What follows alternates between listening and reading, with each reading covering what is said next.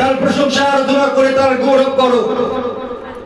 তুমি নিজে থেকেই হাত তুলে ধন্যবাদ দেবে, তুমি নিজে থেকেই প্রশংসা করবে, তুমি নিজে থেকেই তার গান গাইবে, তুমি নিজে থেকে তোমার চোখের মধ্যে জল আসবে, আর সেই জল দুঃখের জল নয়, আনন্দের জল আসবে। কারণ তুমি জানবে কি জীবন্ত জাগ্রত ঈশ্বর আমাকে উদ্ধার করেছে, আর কেউ নয়, আর কেউ নয়। কেউ করতে পারে না, কেউ পাশে দাঁড়াতে পারে না।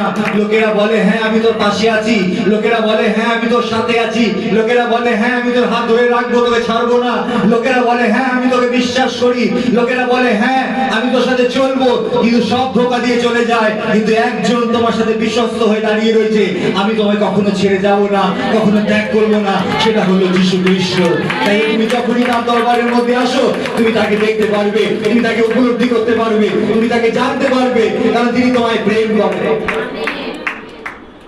তাই কিছু কিছু জন আছে জানেন, যারা ঈশ্বরের দরবারের মধ্যে যখন ঢোকে, ঈশ্বর তার হৃদয়ের মধ্যে প্রেম এমন ভরে দেয়, এই প্রথম গান থেকে সে কাঁদতে শুরু করে দেয়,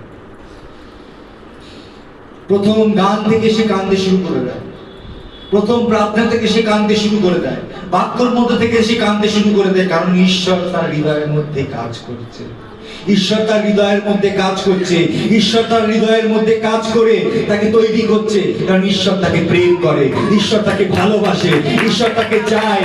ঈশ্বর চায় না কি তুমি অন্য কোনো জায়গায় যাবে, ঈশ্বর চায় এ আমার, একে আমি নেব, একে আমি হারাবো না।